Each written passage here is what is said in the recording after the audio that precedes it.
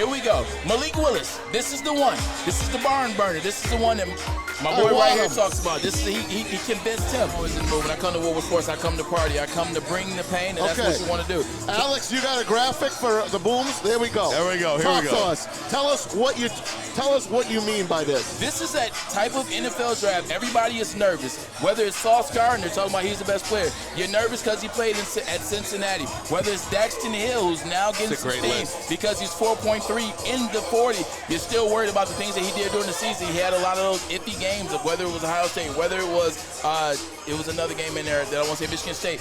But this draft as a whole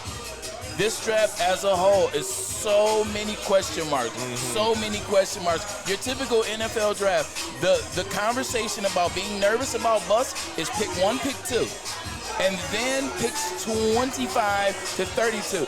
This is a weird, unique draft because every pick could be a bust, or I don't like that term bust. Every pick could be not what you wanted. So let's start with Kyle Hamilton. You see it on the board. Kyle Hamilton, everybody talks about him being 6. You know what? I'm starting to get tired of talking about it. And this will be the last time we talk about him. You talk about Kyle Hamilton, 6'4". Kyle Hamilton, 6'4". He has range, has size. He gets side.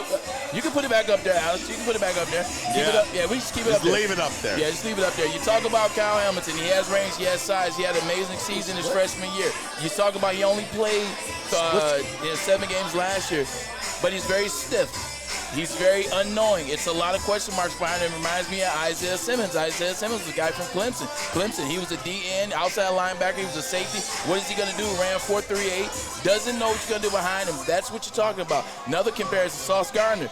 Sauce Gardner's a guy that has size, has speed, hasn't allowed a touchdown in 3 years. Guess what? He reminds me of D. Milner. D. Milner from Alabama. Remember D. Milner? I do. I was on the Jets when he got drafted. D. Milner was another guy like that. 6 foot, had good size and things like that. Guess what? D. Milner never paid out. Kayvon Thibodeau, the guy that everybody thinks the Detroit Lions are going to draft.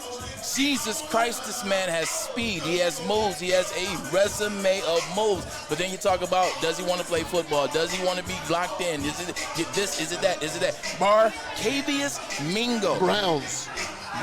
You remember. Barcavius Barcavius Mingo. What school? It's an SEC school. Clemson? Sam. LSU. Barcavius Mingo was LSU. Same type of thing as Kayvon Thibodeau. He had those upsides. He had that potential. People questioned him off the field. People questioned how locked in he was. And guess what? Did nothing in the NFL. You want to go to Aiden Hutchinson. Aiden Hutchinson is a guy who went to my alma mater. Amazing on the field. You saw what he did last year. 14 tackles, 14 sacks. Could have had more. Andre Wadsworth, a guy that didn't do anything. Florida State before he got to his junior year. Then that junior year, 14 sacks. Then he comes out. He's ACC Defensive Player of the Year. Everybody goes ham. They passed up on Charles Woodson to draft Andre Wadsworth. Who did that? With the 3rd pick overall. Yeah, Jacksonville. Who took Wadsworth? Hold on. Houston? Huh? Houston? Jacksonville. I don't think so. Hold on. Redskins? No, they're not the Redskins. Anyway, we'll look that up. And it comes to me. We'll figure it out. Anyway, going back to that. Now you talk about the quarterback. And I'm going to skip the last 2. I'm going to just do 2.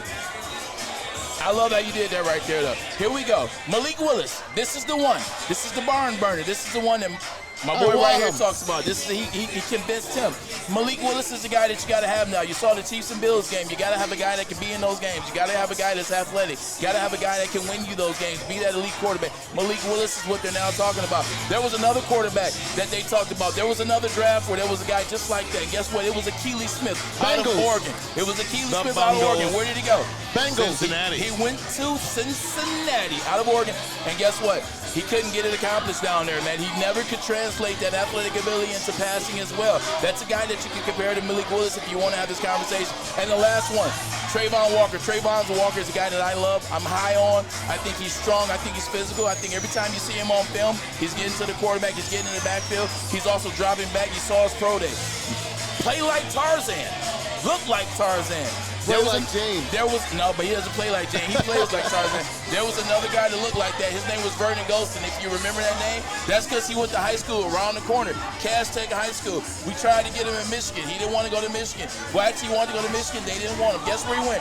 The Ohio State. That's right. I said it. The Ohio State. He bust Michigan ass for 3 seasons. Got drafted 5th overall to the New York Jets. But guess what? Stiff, swole. He was a guy, he was a product of everybody around him. Kind of like they're saying with Trayvon Walker. Okay. So this is one of those drafts where everybody has a doppelganger in the bust department. Nice. Everybody has a doppelganger in the bust department. So if you want to have that conversation, here it is. These are all your doppelgangers. So get that out the way. Now that you're done looking at that, now look at these guys for what they are. These guys can play. It's 2022. It's the NFL draft, and they're not worried about those drafts. These guys are coming to play. Draft them. Play them. Stop talking about being a bust, because guess what? These guys are going to be players. I promise you that. And that's the bottom line. Nice. Stone Cold.